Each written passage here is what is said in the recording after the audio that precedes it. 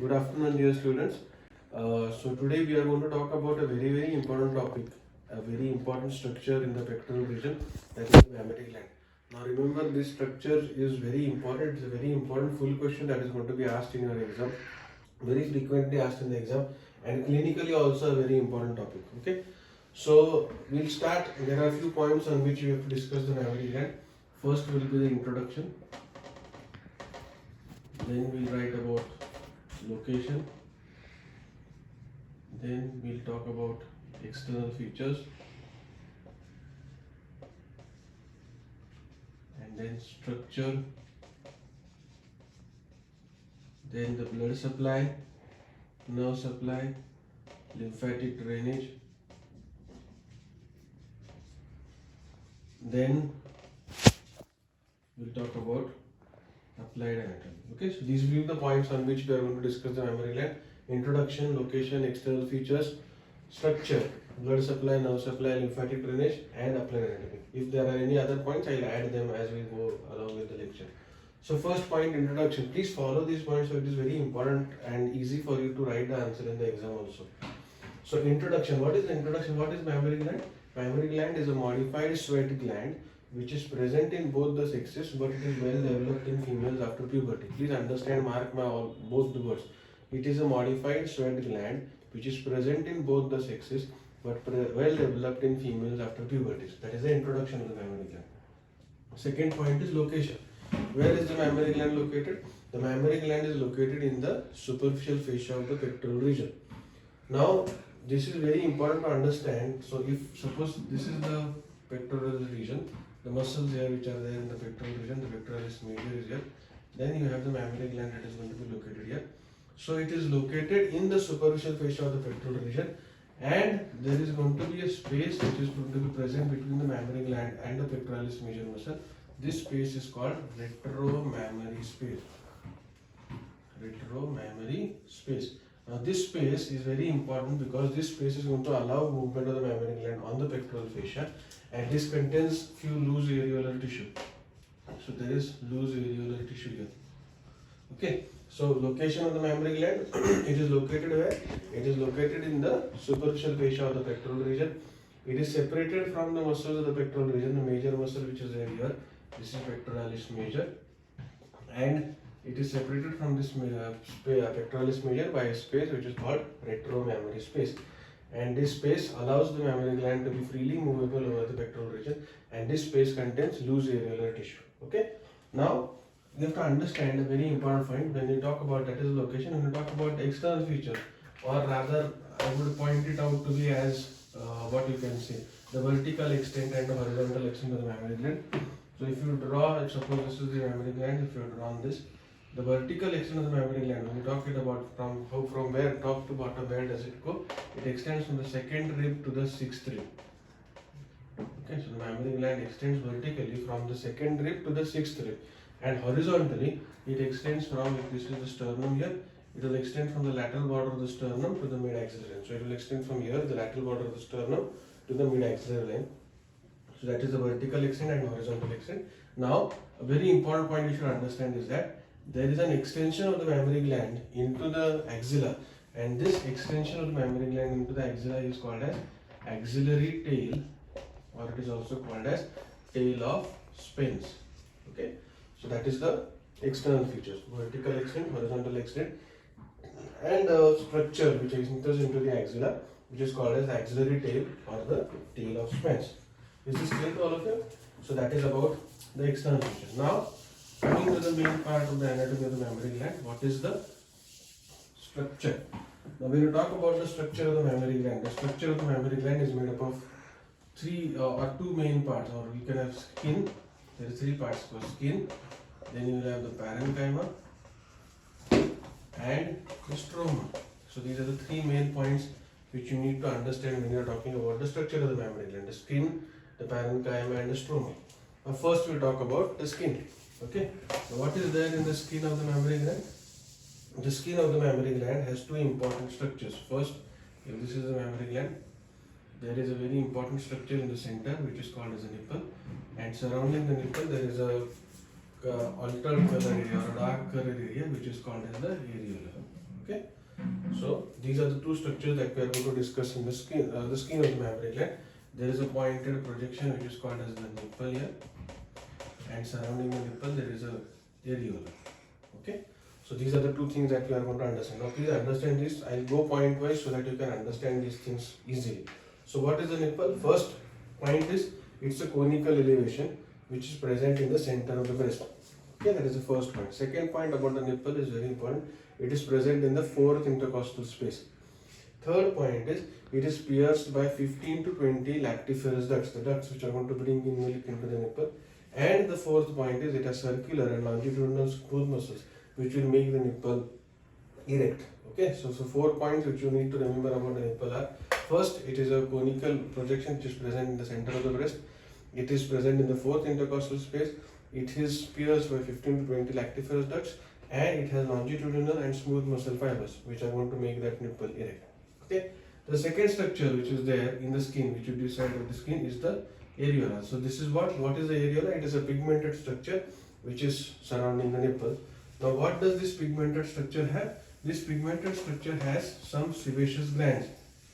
So these are the sebaceous glands which are going to be present in the areola. And these sebaceous glands, what is the basic function of these sebaceous glands? These sebaceous glands are going to increase in size during pregnancy and lactation, and they increase in size. And sebaceous gland, all of us know, they secrete sebum or oily fluid, and this oily fluid is going to lubricate the nipple when the baby is going to nurse. And it is very important because of this oily secretion which is coming from these enlarged sebaceous gland, they will prevent the nipple from cracking. These enlarged sebaceous glands are called tubercles of Montgomery. Okay, they are called tubercles of Montgomery or Montgomery's tubercles. Okay, so these two things you have to remember about the skin. The skin, as I told you, will have what? It will have the nipple and the areola, and the points which I told you about the nipple and the areola should be memorized properly. Okay, I hope it's going okay till now. Now the next structure which you have to understand, it is called as the parenchyma. Now parenchyma is the most important thing which is there about the mammary gland. This parenchyma is the tissue which is responsible for secretion of milk. And what does this parenchyma have? This parenchyma has the 15 to 20 lobes. Okay, this is structure of one lobe. So you will have 15 to 20 lobes within the mammary gland, and each of these lobes has a cluster of alveoli like this. Okay, so you will have a cluster of alveoli which are going to be present in each lobe, and these clustered alveoli are going to secrete the milk. And this milk which is secreted by this alveoli is going to be carried, and they will be converging towards the nipple. And before converging up towards the nipple, there will be a dilatation which will be called as lactiferous sinus. Okay, so what is the parenchyma? It is the tissue which is responsible for secretion of milk. It is made up of 15 to 20 lobes, which has, each of these lobes will have a cluster of alveoli, and the epithelium which is there in this cluster of the alveoli is going to secrete milk, which is going to carried by these lactiferous ducts at the nipple. And before converging at the nipple, there is a dilatation which is called as the lactiferous sinus. So that is the parenchyma. And the last part in the structure of the breast is the stroma. Now stroma means what? Stroma is the supporting framework of the breast. So when you talk about the stroma, you talk about two types. What is going to support the breast? You will have two types of stroma. One is called as the fibrous stroma, and the other is called as the fatty stroma. So there are two stromas, the fibrous stroma and the fatty stroma. Now the major bulk of the breast, 90% of this is made up of fat. So the major stroma which is there, that is called as the fatty stroma, and the remaining 10% of the breast is called fibrous stroma. Now this is formed, if this is the breast here, you will have ligaments that are going to go, or fibrous bands which are going to extend from the breast, and they will anchor the breast upon the pectoral region. These fibrous bands are called ligaments of Cooper. Ligaments of Cooper. Please understand this. These fibrous bands are going to anchor the breast upon the pectoral fascia, and these fibrous bands, these 10% bands, these are called as ligaments of Cooper. Okay. So that is all about the structure of the breast. So skin, parenchyma, and stroma. So this is the basic understanding of the breast which all of us should understand. So we have talked about introduction, we've talked about location, we've talked about external features, and we have talked about the structure. So this is the major understanding part which you should know about the breast. Now, moving ahead, the learning part. Okay, what you have to learn by heart is the blood supply of the breast. Now, the blood supply of the breast, meaning the arteries which are going to supply the breast. Now, the breast is a very important organ. It is supplied by important arteries. It will be supplied by branches of axillary artery and branches of subclavian artery. So, you will have two main arteries. You will have the subclavian artery and you will have the axillary artery, which is going to supply the breast. Okay. So, what are the branches of these arteries? Now, the subclavian artery will give a branch which is called as internal thoracic artery. So, this internal thoracic artery is going to supply blood to the breast. And there are two arteries which are coming from the axillary artery. We have lateral thoracic artery and superior thoracic artery. These are the arteries which are going to supply the breast. And there are few other arteries which are called as, there are branches of posterior intercostal arteries. The branches of posterior intercostal arteries which are going to supply the breast. So when you are going to ask, when you are asked a question of what is the blood supply of the breast, it will be the branches of the subclavian artery and axillary artery. The subclavian artery gives a branch which is called as the internal thoracic artery, and the axillary artery gives of lateral thoracic, superior thoracic branches which are going to supply the breast. And there are few branches which are going to come from the posterior intercostal arteries. So this is about the blood supply. Okay, the veins will go with the same name. So there is nothing much to remember about the venous vein. Now the nerve supply of the breast. Nerve supply of the breast is by, it is supplied by 4 to 6 intercostal nerve, 4 to 6 intercostal nerves. Now these intercostal nerves basically are responsible for sensory supply to the breast.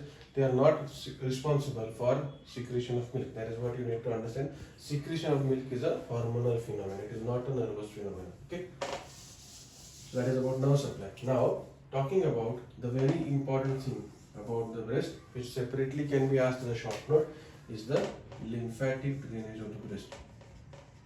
Lymphatic drainage. Okay. Now I'll just rub this up so that we can understand this properly. So lymphatic drainage of the breast is very important clinically, because carcinoma of the breast spreads through the lymph. Okay. So when you are going to talk about lymphatic drainage, you talk the lymphatic drainage in two aspects. You will have lymph vessels, and then you will have lymph nodes. Okay. So these are the 2 points on which you need to talk about lymphatic drainage of the breast. You will have lymph vessels and lymph nodes. Lymph vessels here are of two types. You will have superficial lymphatics or superficial lymphatic vessel, and then you will have deep lymphatic vessel. Okay. So you will have superficial lymphatics and deep lymphatics, and here you will have three main groups of lymph nodes. You will have axillary group of lymph nodes, internal thoracic, and you will have subdiaphragmatic. Okay, so you will have two group of lymph vessels and three groups of lymph nodes: axillary lymph nodes, internal thoracic group of lymph nodes, and subdiaphragmatic group of lymph nodes. Okay, now lymph vessels are going to carry the lymph from the breast into these lymph nodes. Okay, now what are the superficial lymphatic going to do? Or superficial lymph vessels, they are going to carry, the superficial lymphatics are going to carry lymph from the skin of the breast, but not from the nipple and the uvula. Okay, that is very important. The superficial lymphatics are going to carry lymph from the skin of the breast, but not from the nipple and the uvula. This has to be understood. And the deep lymphatics are going to carry lymph from the parenchyma of the breast and also from nipple and the uvula. Okay. So that is what you need to understand. Okay, I hope I am clear till now. So that is about understanding about the lymphatics and the lymph vessels. Okay, now this lymph which is going to go from the breast is going to go to three groups of lymph nodes: axillary group of lymph nodes, internal thoracic group of lymph nodes, and then you will have subdiaphragmatic. I am just talking about important things. Okay. Unnecessary minute details are not required. This is very important. Now, axillary lymph nodes will receive 75% of the lymph. Internal thoracic will receive 20% of the lymph, and subdiaphragmatic lymph nodes will receive 5% of the lymph. Now, you understood this has to be kept in mind that internal thoracic will receive 20% and subdiaphragmatic will receive 5%. Now, we have to elaborate on axillary group of lymph nodes. Now axillary group of lymph nodes which are going to receive 75% of the lymph, they are divided in 4 groups. You will have anterior axillary group of lymph nodes, posterior axillary group of lymph nodes, and they are along the medial wall and lateral wall. And finally, all the lymph from these nodes are going to go into the apical group of lymph nodes. Okay, so you will have 5 groups of axillary lymph nodes. They go along each wall of the axilla. Anterior axillary group of lymph nodes, posterior axillary group of lymph nodes, medial, lateral, and then you will have apical. Now, 75% of the lymph that goes to the axillary lymph nodes, out of this 75% lymph that is going to go to the axillary lymph nodes, 90% of it is going to go to the anterior axillary group of lymph nodes, and these remaining are going to receive 10%. Meaning, if there is 75 ml of lymph that is going to go to the axillary group, axillary lymph, 90% of 75, meaning around 65 ml will go to the anterior axillary group of lymph nodes, and that remaining 10 will go to the other group of lymph nodes, 10 ml. Okay, this is just for example. So what you have to understand that the anterior axillary group of lymph nodes is the most important group of lymph nodes which is receiving 90% of the lymph. Now finally, when all the lymph goes to these 3 lymph nodes, all the lymph is carried to the apical group of lymph nodes. So all 100% of the lymph of this axillary that reaches the axillary lymph nodes is finally going to go to the apical group of lymph nodes. Okay. Now there is another lymphatic plexus which is there just beneath the nipple or the areola, that is called as the subareolar plexus, or that is called as the lymphatic plexus of Sappi or subareolar plexus. That also carries some lymph from the superficial lymphatics. Okay, so that is the importance of the lymphatic drainage of the breast. Clinically, very very important. Understand the point in which you have mark the answer the point where lymphatics are there and lymph vessels are there. Okay, so that is all about understanding how the anatomy of the breast is. Now the last part is to talk about the applied anatomy of the breast. Now when you talk about applied anatomy, you think of simple points first. The first thing is inflammation of the breast is called mastitis. So mastitis is the commonest thing that can happen to the breast. A cracked nipple, which I told you, this kind of infection from the baby's mouth can go into the mother's breast and cause mastitis. It is very painful condition, and sometimes this mastitis can lead into a condition which is called as breast abscess. Okay. The second thing you should understand in relation to the applied anatomy of the breast are 2 non-malignant or benign tumors. They are called as fibroadenoma of the breast and fibroadenosis. These are two non-malignant or benign tumors of the breast which are present very commonly in females, and you can treat them with medicines, and surgery can be avoided. Then you talk about the third thing, which is nowadays a very common thing, which is called as cancer of the breast. The cancer of the breast is it's going to spread through the regional lymph nodes, and if the cancer spreads it spreads very rampantly, it will affect the ligaments of Cooper and will pull the skin inside. And when the skin of the nipple is pulled, breast is pulled inside, it will give a puckered appearance, meaning the skin is pulled inside. It will look like an orange, which is the depression there, and that orange is called that appearance. The breast is called as a pure orange type of appearance. So these are some important applied anatomies which you should remember about the breast. Some congenital things which can happen with the breast is that a person can have more than 2 mammary glands. Okay, that condition is called as polythelia. If there is going to be an additional mammary gland, it will be along this mid-axillary line where the milk line goes. When there is the polymastia, okay, where there are more than 2 mammary glands. When there are more than 2 mammary glands, there will be more than 2 nipples. That is called as polythelia, and there will be these are the simple things. And there can be amastia also. A person may be born without any breast. Okay. So this is roughly talking about a very important full question which is always asked in the exams and clinically also very important. That is the mammary gland. I know the video has been slightly longer, but please go through this video carefully, understand the points in which how I have discussed the anatomy of the breast, and try to recollect and reproduce. Refer my textbook also. I have written this topic very carefully in my textbook, and please go through the videos thoroughly. Please like, share, and comment about your suggestions. I am waiting for your comments to make changes in my video. So please do comment whether you like or whether you don't like my videos, what changes you want me to make, and please subscribe my channel. Thank you.